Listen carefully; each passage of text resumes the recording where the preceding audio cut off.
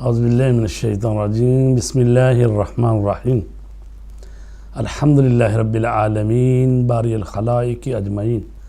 والصلاة والسلام علی اشرف الانبیاء والمرسلین سیدنا و نبینا و مولانا ابوالقاسم محمد والصلاة والسلام علی اہل بیتہ الطیبین الطاہرین المعصومین. اما بعد، عزیزان گرامی محترم ناظرین، آپ کی خدمت میں سلام عرض کرتے ہیں. پروگرام مذاکرہ کے ساتھ اور میرے ساتھ حسب معمول ہماری علمی اور روحانی شخصیت جناب علامہ سید نجم الحسن نقوی صاحب قبلہ تشریف فرما ہے. قبلہ بہت شکریہ آپ کا اپنے اس پروگرام میں تشریف لانے کا. تو عزیزان گرامی، آج کا پروگرام مذاکرہ جو ہے اس کا ٹاپک ہے امام جعفر صادق علیہ السلام اور انقلاب اسلامی. تو ہم امام جعفر صادق علیہ السلام کی شخصیت اور ان کا علمی مقام اور ان کی خدمات اور انہی کے جو لائے ہوئے علمی، فرہنگی، ثقافتی، فقہی، عرفانی جو انقلاب انہوں نے برپا کیا، اسی کا تسلسل جو 1000 سالہ حوزہ علمیہ کہ جس کا سپوت اور جس حوزے کا فرزند امام خمینی رحمۃ اللہ علیہ کہ جس نے انقلاب اسلامی کی بنیاد رکھی، اس پر بھی روشنی ڈالیں گے. تو امام جعفر صادق علیہ السلام جو آسمان امامت کے چھٹے مہتاب اور آسمان عصمت و طہارت کے 8ویں معصوم ہیں. آپ 17 ربیع الاول 83 ہجری مدینہ منورہ میں طلوع ہوئے اور 25 شوال 148 ہجری 65 برس کی عمر پر برکت گزار کر شہادت کی موت سے ہمکنار ہو کر مدینہ کی سرزمین میں یہ آفتاب ہدایت غروب ہوا. اس آفتاب صداقت نے اپنے علم اور عمل کی روشنی کائنات کو بخشی کہ پھر اس روشنی اور نور کے آنے سے حق اور باطل، سچ اور جھوٹ، وحی اور قیاس کی راہیں ہمیشہ ہمیشہ کے لیے جدا ہو گئیں. امت رسول صلی اللہ علیہ وآلہ وسلم کو خالص شریعت محمدی کے آستانے پر لے آئے اور اسی در اقدس سے کہ جس کے بارے میں رسول کریم صلی اللہ علیہ وآلہ وسلم کا ارشاد گرامی ہے: انا مدینۃ العلم وعلی بابہا فمن اراد العلم فلیاتھا من بابہا. میں علم کا شہر ہوں اور علی اس کا دروازہ ہیں. جو چاہتا ہے کہ علم حاصل کرے اسے چاہیے کہ دروازے سے آئے. شریعت کے علم کی خیرات بانٹی اور کچھ اس طرح سے علم و معرفت کے دریا بہائے اور علم و عمل کے نمونے دیے کہ ہر دوست، دشمن، مومن و منافق، موحد و زندیق، اپنے اور بیگانے، سب کی زبان پر ان کے لیے صادق کا لقب ہی آیا. اور یہ کیوں نہ ہوتا، آپ تو اسی خاتم النبیین محمد مصطفیٰ صلی اللہ علیہ وآلہ وسلم کے برحق جانشین تھے جنہیں عرب کے مشرکوں اور کافروں تک نے صادق اور امین تسلیم کیا. پہلے صادق اور امین نے شرک اور کفر کے بتوں کو پاش پاش کیا، تو اس دوسرے صادق نے منافقت، شبہات، قیاس اور رائے کے خود ساختہ بے بنیاد اصولوں کو توڑ کر حق و صداقت، علم و معرفت، توحید و رسالت، امام و ولایت کے بحر بے کراں کے دریا بہا دیے، جس سے لوگوں نے استفادہ کیا اور اسلام ناب محمدی کو روشنس کرایا. اور الحمدللہ آج تک وہ ان کا جلایا ہوا اور روشن کیا ہوا چراغ وہی چراغ جو چراغ مصطفی ہے، جس کو انہوں نے مزید آگے بڑھاوا دیا، روشن ہے، اور دنیا میں تقریباً 25 کروڑ کے قریب شیعان حیدر قرار جو فقہ جعفریہ پر چلتے ہیں اور امام جعفر صادق علیہ الصلاۃ والسلام کے فالور ہیں، اور یہ حقیقت میں فقہ جعفریہ وہی فقہ محمدیہ ہے، فقہ علویہ ہے، فقہ فاطمیہ ہے، فقہ حسنیہ ہے، فقہ حسینیہ ہے، اور فقہ سجادیہ ہے، اور فقہ باقریہ ہے، اور فقہ جعفریہ ہے۔ چونکہ امام نے سب سے زیادہ کام کیا ہے دین کو اور علم کو روشناس کرانے میں، تو اس لیے یہ فقہ جعفری ان سے منسوب ہو گئی ہے، وإلا وہی جو فقہ اور قانون اور وہ دین جو محمد مصطفیٰ صلی اللہ علیہ وآلہ وسلم دنیا میں لے کر آئے، ان کے اس جانشین برحق نے انہی کے دین کو اور اسی کی حقیقت کو دنیا کے سامنے ایک مرتبہ پھر روشناس کرایا، جبکہ تقریباً 100 سال سے زیادہ عرصہ ہو چکا تھا رسول پاک کو دنیا سے گئے ہوئے، اور طرح طرح کے مذاہب اور طرح طرح کے مسلک اور طرح طرح کے صوفی انداز اور اسی طرح فلاسفروں کی باتیں اور کئی قسم کی مسائل پیدا ہو چکے تھے۔ امام نے بہترین انداز میں ان سب محاذوں پر کام کیا اور حقیقی اسلام ناب محمدی کی طرف لوگوں کو واپس پلٹایا۔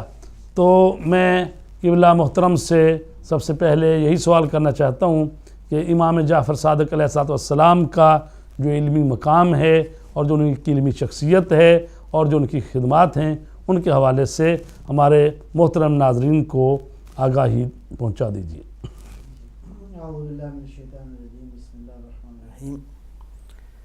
حقیقت یہ ہے کہ اللہ تعالیٰ کی جو ہدایت کا نظام ہے اس کو مختلف زاویوں سے پروردگار نے انسانوں تک پہنچایا ہے۔ عقل ہو، معرفت ہو، حکمت ہو، قانون ہو، تشریع ہو، شریعت ہو، اور ان تمام تر پہلوؤں میں وہ ہستیاں جو کہ اللہ نے جن کے سینے پہ اپنا علم نازل فرمایا،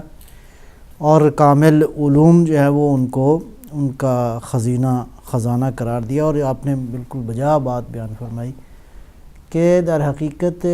امام صادق علیہ السلام در حقیقت وہی مصطفیٰ صلی اللہ علیہ وآلہ وسلم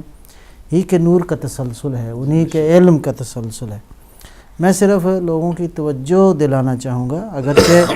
معمولاً تو ہم یہی تعارف کراتے ہیں کہ شریعت میں بنیادی طور پہ جو انقلاب برپا کیا امام علیہ السلام نے، لیکن دیگر علوم میں بھی امام کے نظریات آج بھی بہت ہی یعنی عقل بشر دنگ ہے کہ ایک ہستی نے بالکل اس سادہ زندگی میں جب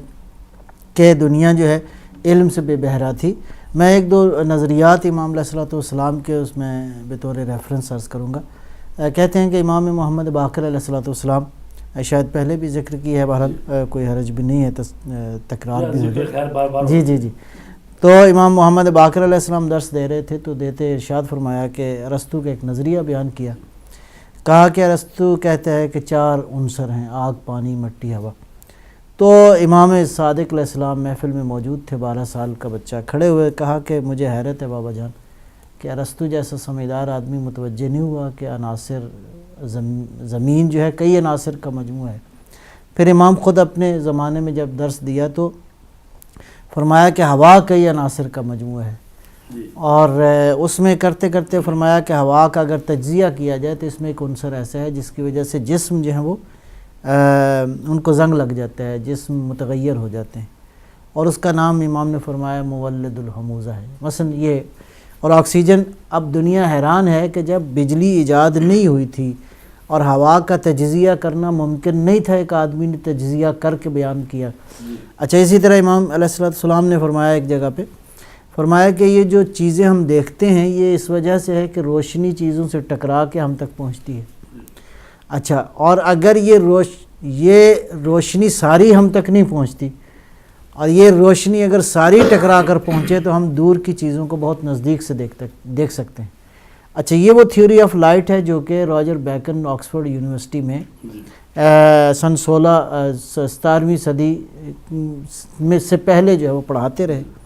اس کے نتیجے میں تھیوری آف لائٹ کے نتیجے میں ٹیلیسکوپ ایجاد ہوا اور یہ سارا سلسلہ ہوا اور پھر کائنات کا مشاہدہ کرنا شروع کیا. بہرحال مختصر میں یہ کروں گا کہ آئنسٹائن کا نقطہ نظر یہ تھا کہ اس کائنات کا ڈایا میٹر جو ہے وہ 3 ارب نوری سال ہے. اور امام علیہ الصلوۃ والسلام کی ایک حدیث میں ہے کہ لوگوں اس کائنات کے اندر ایسے ستارے بھی ہیں جو مطلب دور ہیں اس کائنات میں اور ان کی روشنی جو ہے وہ سورج کی روشنی سے کہیں زیادہ ہے، بلکہ سورج کی روشنی اس کے مقابلے ان ستاروں کے مقابلے میں صفر ہے. اچھا یہ اب 1960s کی بات ہے کہ انسان محققین اس نتیجے پہ پہنچے کہ وہ جو نظریہ ہے وہ باطل ہے. 3 ارب نوری سال کا جو ہے ڈایا میٹر کائنات کا نہیں ہے اس عالم کا، بلکہ اس سے کہیں زیادہ ہے اور تقریباً 12,000 نوری سال کے فاصلے تک کچھ ستارے ہیں جن کو کویزرز کہتے ہیں، اور وہ جو روشنی نکالتے ہیں اپنے وجود سے وہ روشنی سورج کی روشنی سے 1000 گنا زیادہ ہے، 10,000 گنا زیادہ ہے. اب یہ کائنات کی حقیقتیں اور بیان کرنے والی شخصیت ظاہر ہے کہ امام صادق ہی ہو سکتی ہے، اس لیے کہ آپ کے جد امجد ہیں جنہوں نے ساری کائنات کا سفر کیا اور ساری کائنات کی حقیقتیں جو اللہ تعالیٰ نے ان کے سینے میں وضعیت فرمائیں. علاوہ برئیں بھی امام صادق علیہ السلام نے جو مطلب اس قدر علوم اور آپ نے جیسے ذکر فرمایا کہ حوزہ علمیہ کی بنیاد رکھی، اور اس کے بعد دیکھتے ہیں کہ باقی ائمہ بھی جہاں جہاں امام معصوم رہے ہیں ایک بہت بڑا علمی حوزہ، اور نہ فقط ایک جہت میں، کئی جہتوں میں، کئی علوم میں ائمہ خدا علیہ السلام نے نوع بشر کی اور خصوصاً امت مسلمہ کی جو ہے وہ رہبری فرمائی. لہٰذا اس اعتبار سے ضرورت ہے کہ آج بھی انسان اگر وہ دعویٰ سلونی ابھی بھی باقی ہے کہ اگر انسان آج بھی در اہل بیت پہ دستک دے تو بہت سارے علوم جو ہیں وہ کتابوں میں موجود ہیں اور ان کو منکشف کرنے کی ضرورت ہے. اور اس کائنات کی حقیقتوں کا کھوج اگر لگانا چاہتا ہے انسان تو آ جائے ان انسانوں کے پاس جو کائنات کی حقیقتوں کو بہت بہتر جانتے ہیں. جی میرا خیال ہے. جی تو سوال یہ بھی کیا جاتا ہے کہ باقی ائمہ جو ہیں ان کی زندگی میں جب ہم دیکھتے ہیں تو اس طرح سے شریعت کے مسائل یا علوم جو ہیں وہ نظر نہیں آتے، لیکن امام جعفر صادق علیہ السلام جو ہیں انہوں نے بہت زیادہ علمی سرمایہ ہمیں دیا، اور فقہ کے اعتبار سے بھی، چونکہ جیسا کہ پہلی بات ہوئی کہ زیادہ تر تو بیسک جو چیز ہے وہ اسلامی قوانین اور فقہ اسلامی ہے. اس کے علاوہ امام نے یعنی جو بہت بڑی یونیورسٹی قائم کی جس میں 4000 شاگرد، اور پھر یہ ہے کہ ان 4000 میں سے بھی 400 آدمی ایسے تھے کہ جو ہر کوئی اپنے اپنے علم کا ماہر تھا، متخصصین. تو اس کی وجہ اگر آپ بیان کریں. میں سمجھتا ہوں کہ اس میں شک نہیں ہے کہ امام صادق علیہ السلام کو نسبتاً زیادہ موقع میسر آیا، لیکن ایسا نہیں ہے کہ باقی ائمہ کے آثار اصل میں ہمیں ہمارے علم میں نہیں ہیں. ورنہ یہ ہے کہ امام صادق علیہ السلام کے بعد جس شخصیت کے بہت زیادہ علمی آثار موجود ہیں وہ 8ویں امام ہیں. امام علی رضا علیہ السلام سے مثلا ابھی جو اس وقت جو کتاب میں موجود ہے بہرحال جی وہ بھی اسی طرح ہی ہے نا کہ امام حسن علیہ السلام سے کچھ زیادہ نہیں ہے. امام حسین علیہ السلام سے بہت کم ہی ہے نسبتاً، جب امام کی نسبت. چونکہ امام جعفر صادق کو موقع ملا ہے یا امام رضا جو ہیں وہ ولی عہد قرار پائے ہیں تو پھر ان کو بھی ایک موقع مل گیا ہے. چونکہ یہ اثار اسی وقت آتے ہیں جب لوگ رجوع کریں، کوئی طالب علم ہو، کوئی شاگرد ہوں، کوئی مخاطبین ہوں جن کو سنائی جائے بات. لیکن جب حکومت کی طرف سے مسلسل دباؤ ہو اور ان کی نگرانی ہو رہی ہو، CID ہو رہی ہو، جاسوسی ہو، اور گھروں میں حتیٰ کہ بیویوں تک،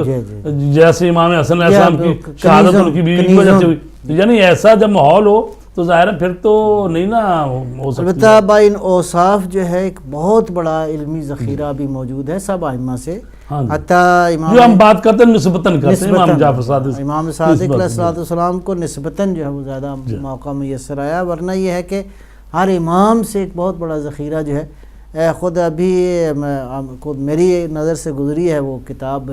الموسوعۃ للامام الحسین علیہ السلام، تو اس کے اندر تقریباً 900 حدیثیں امام حسین سے روایت ہیں صلوات اللہ وسلم. اس میں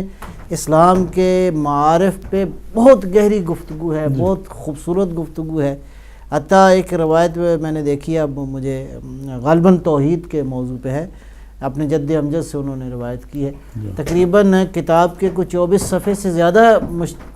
صفحات پہ مشتمل ہے، اس قدر مفصل روایت. جی اس میں چونکہ وہ سارے واقعات بھی بیان کیے گئے ہیں نا جی. مثلا 1 2 3 نمبر انہوں نے لگائے ہوئے ہیں. مثلا یہ کہ جب وہ پیدا ہوئے تو رسول پاک نے یہ کیا، اس کے بعد مثلا جب وہ بچپن میں یہ تھے تو مسجد میں آئے، تو اس طرح سے وہ نمبر لگا کے انہوں نے وہ 900 تک لے کے گئے ہوئے. ہمارے لیے تو ایک ایک امام کا وہ یعنی زندگی کا گوشہ ہو، سب ہمارے لیے حجت ہے. یعنی اس کتاب میں بھی، ان روایات میں بھی معارف ہیں، توحید ہے، شریعت کے مسائل ہیں، تفسیر کے موضوعات پہ بحث ہے، قطع نظر ان خطبات کے جو کربلا اور اس حوالے سے امام علیہ السلام کے موجود. اور اس کی وجہ یہ بھی بیان کی جاتی ہے کہ بلا کہ کہا جاتا ہے کہ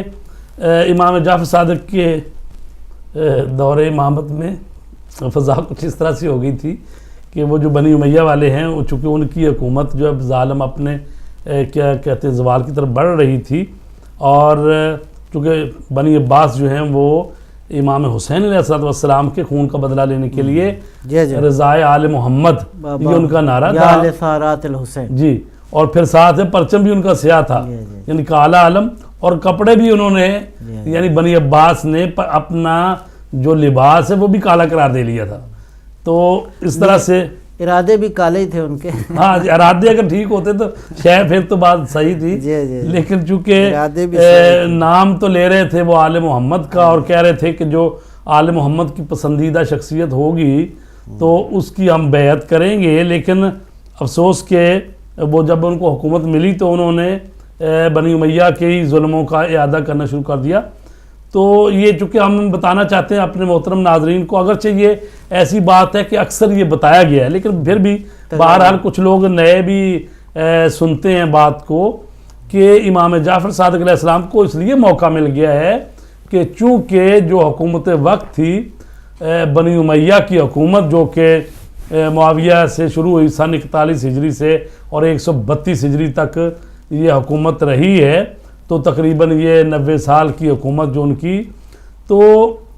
یہ سراسر ظلم و بربریت کی حکومت تھی. تو جب بنی عباس ان کے خلاف جگہ جگہ پہ مملکت اسلامی میں ان کے خلاف کر رہے تھے، یعنی قیام کر رہے تھے، تو ان کی توجہ زیادہ جو تھی ان کی طرف مرکوز تھی. تو امام جعفر صادق علیہ السلام اور اہل بیت اطہار کی طرف پھر وہ ان کی توجہ کم تھی. تو وہ جو گیپ ہے درمیان کا 129 ہجری سے تقریباً مسلح قیام شروع ہو گیا. ویسے تو یہ ہشام ابن عبد الملک جو ہے اس کے دور سے شروع ہوئی بات، جو ابراہیم امام جو کہ اسی منصور اور صفا کا بڑا بھائی تھا، تو انہوں نے شروع کیا. اور 129 میں جب یہ مسلح قیام شروع ہوا اور 132 پر ان کی حکومت ختم ہوئی، تو یہ جو چند سال ہیں امام کو مل گئے، اور اس لیے امام نے پھر اتنی بڑی یہ یونیورسٹی اور قائم کی. اور جیسا کہ وہ علی بن وشاہ ہیں جو روایت کرتے ہیں کہ بھئی میں نے کوفہ کی مسجد میں، چونکہ کوفہ کی مسجد بہت بڑی ہے، وہ کہتے ہیں کہ میں نے وہ 900 وہاں پر استادوں کو دیکھا جو کہ حدیثیں بیان کر رہے تھے، اور ہر کوئی یہی کہہ رہا تھا کہ ہم نے امام جعفر صادق علیہ السلام سے یہ علم حاصل کیا، اور قال امام الجعفری کہہ رہے تھے. تو اس سے آپ اندازہ لگا سکتے ہیں کہ امام کا جو علمی مقام کیا. جی بسم اللہ آپ جاری رکھیں. تو میں وہی عرض کر رہا تھا کہ ائمہ ہدیٰ علیہ السلام سے جو آثار ہم تک پہنچے ہیں وہ نسبتاً والی بات ہی ہے. تو اس اعتبار سے ہر امام سے کچھ نہ کچھ چیزیں جو ہیں وہ ہم تک پہنچی ہیں. اور بنیادی طور پہ اس تحریک کا آغاز یوں کہا جائے بلکہ امام زین العابدین علیہ السلام کے زمانے سے ہوا.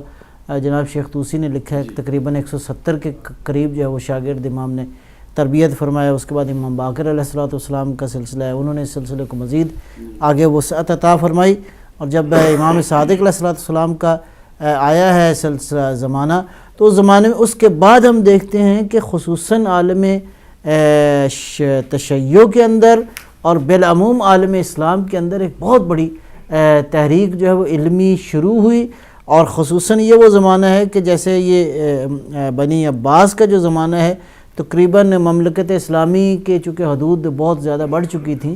اور نئی قومیں, نئے لوگ جو ہے وہ آئے تھے, اور نتیجتاً نئے نئے سوالات بھی پیدا ہوئے. لہٰذا کہ ایسی شخصیت کا وجود ضروری تھا جس کا تعلق خاندان وحی کے ساتھ ہو, جس کا تعلق اس علم کے ساتھ ہو جو کہ حقیقی علم ہے.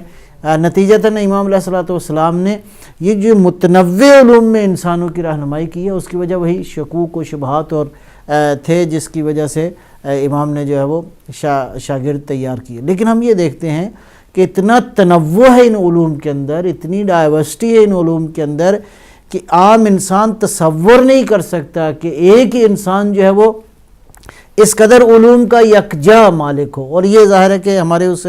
عقیدے کی بنیاد پر کہ جی اللہ تعالیٰ نے ان کو اپنے علوم کا وارث قرار دیا ہے, لہذا ہم دیکھتے ہیں کہ دینی علوم کے بھی مطلب بانی اور اس کی ترویج کرنے والے یہی ہستیاں ہیں. اور بلکہ ایسے بھی شاگرد ہیں جس میں جناب جابر بن جوفی کا ذکر بھی ملتا ہے کہ صاحب اسرار لوگوں میں سے تھے, اور ان لوگوں نے ائمہ کا مقام تو یقیناً بہت بلند ہے, لیکن یہ وہ افراد ہیں جنہوں نے کسب فیض کیا ہے ائمہ ہدیٰ علیہم السلام سے. اور ایک واقعہ مجھے آپ کی اجازت ہو تو میں اس کو بیان کروں گا. جناب جابر جوفی جو ہیں وہ کہتے ہیں کہ ایک روز دریائے فرات کے پل پہ کھڑے تھے اور ایک اور بھی چاہنے والا ساتھ تھا, تو اس کے ہاتھ میں انگوٹھی تھی, تو وہ انگوٹھی کو بار بار بہت زیادہ توجہ دے رہا تھا. تو جناب جابر نے دیکھا کہ یہ جو ہے تھوڑی سی اس کی اصلاح کی ضرورت ہے, تو کہا کہ یہ انگوٹھی کیسی, کہا کہ یہ اس کے بغیر میں رہ نہیں سکتا. تو کہا دکھائیں ذرا انگوٹھی. تو انگوٹھی انہوں نے نکال کے دی, تو جناب جابر نے وہ دریائے فرات میں پھینک دی. اب اس بندہ خدا کا حال بہت برا ہوا, کہا کہ یہ آپ نے کیا کیا. تھوڑی دیر تک بہرحال تکرار ہوتی رہی, تو کہا کہ ہم آپ کو انگوٹھی واپس کر دیتے ہیں. انہوں نے کہا جی واپس تو اب کیا, اب تو آپ نے پھینک دی. تو جناب جابر نے کہتے ہیں کہ خطاب کیا دریا کی طرف اور کہا کہ اس کی انگوٹھی جو ہے وہ واپس کر دو. تو ایک لہر اٹھی اور وہ انگوٹھی جو ہے وہ پل پہ, یعنی یہ وہ لوگ ہیں جنہوں نے نہ فقط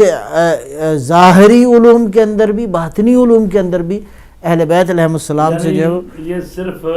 مجتہد ہی نہیں تھے یا مثلا راویان حدیث ہی نہیں تھے, بلکہ اللہ کے ولی بھی تھے, صحابہ کرامات تھے, جی ان کے شاگرد جو ہیں. جی تو یہ سلسلہ پھر چلتا رہا, اور یہ پھر ہم دیکھتے ہیں کہ ہر امام کے زمانے میں جو ہے وہ حوزات کی بنیاد بنی, اور جس میں کوفہ میں ایک بہت بڑا مرکز تھا, جبل عمل لبنان میں ایک بہت بڑا مرکز قائم رہا, اور اس کے بعد بغداد میں ایک بہت بڑا مرکز تھا. اور اسی زمانے میں خصوصاً جب ہم دیکھتے ہیں کہ یہ سلسلہ بڑھتے بڑھتے امام زمانہ علیہ السلام کے زمانے تک آتا ہے, تو ایک بہت بڑا حوزہ جو ہے وہ شہر رے اور قوم میں ایک بہت بڑا ہمیں حوزہ نظر آتا ہے. اور اس انداز سے ائمہ علیہم السلام نے تربیت کی ہے کہ ان تمام تر حوزات میں بہت ہی بلند شخصیات ہمیں نظر آتی ہیں جو کہ اہل بیت کے علوم کو جنہوں نے محفوظ کیا. میں سمجھتا ہوں کہ وہ علوم جو آج اس وقت موجود ہیں اہل بیت علیہم السلام سے,